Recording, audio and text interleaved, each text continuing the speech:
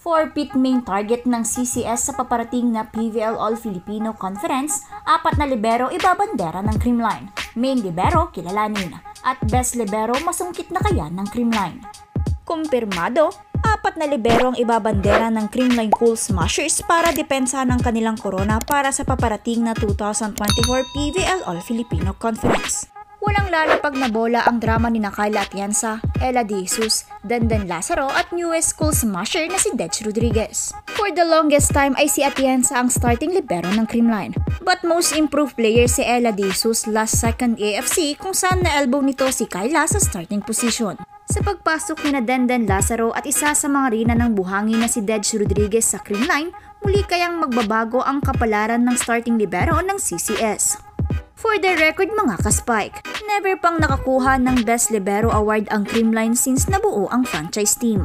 Isa na marahil sa dahilan ay ever since ay 2 liberos na ang ginagamit lagi ng Creamline panahon pa ni Coach Ty Bundit. In short, hindi nagsisettle ang Creamline sa iisang libero. Kumbaga ay mayroong receiving libero at may leading libero. Defensive team din silang maituturing kung saan lahat ng players na nasa loob ng court ay dumidepensa maski mga middle blockers like Risa Sato and Pangs Panaga. Last second AFC ay babad kung babad si Ella De Jesus at malimit lang magamit si Kyle Atienza ngunit hindi pa rin sapat ang mga datos na nakuha ni De Jesus upang masungkit ang elusive Best Libero Award sa Creamline. Ngunit sa pagpasok ng PVL 2024 ay malaki ang chance na makuha ng Creamline ang Best Libero Award kung isa kina Dandan Lazaro at Dej Rodriguez ang gagawing starting libero ng Creamline. Isa ang pangalan ni Dandan Lazaro sa pinakamahuhusay na libero sa Pilipinas. Evident ang mataas na datos nito sa nagdaang mga komperensya under Choco Mucho. Ngunit dahil napaka-elusive ng Final Four sa CMFT ay lagi na lang nababaliwala ang effort ni Lazaro. Sa pagpasok nito sa Creamline at kung siya na nga ang ibababad ni Coach Sherwin Meneses ay tiyak ko na mauuwi na finally ng Creamline ang elusive Best Libero sa PVL.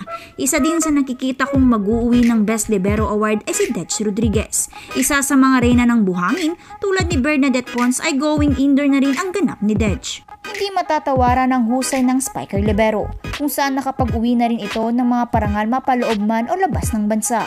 At kung siya na nga ang bababad as starting libero ay malaki rin ang tsansa na makuha ng Creamline ang first libero sa PVL. Ano siya galing sa beach volleyball. So malaking addition din sa amin kasi medyo veteran na rin. May mataas ang nilalaro sa beach volley. So nakapaglaro na rin siya sa international. So fully ma-adapt yung indoor volleyball sa PVL. Sa pagbandera ng Creamline sa 4 na libero nito ay makuha na kaya nila ang pinaka-inaasam na Best Libero Award. Sapat ba ang husay ng mga libero na ito upang mauwi ang 4-pit sa komperensya? Comment your thoughts down below.